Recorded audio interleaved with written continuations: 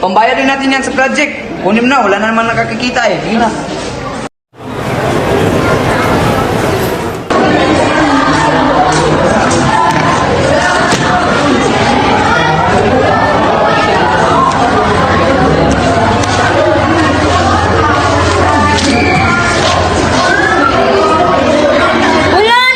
Wala na yung pera na binigay ni Mama.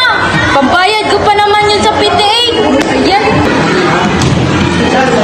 Wala nang pera si Gareth, baka mo kasi yun kasi bayad na bigyan. Hindi ko na multo. Unang magmanakaw. Hindi to biro, wala na ako.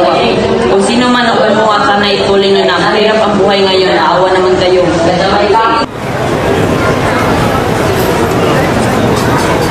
Ma'am, nalilikawan ko karong kahapon. Naku, pagkakitaan sila dahil ikaw ang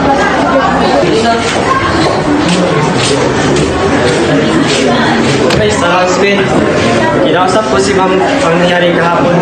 Magpapaimbestiga daw siya kung sinuwag ko sa pera ni Karen. Pero kung amin na doon siya, kayo ang kumuha, hindi niya palalaki.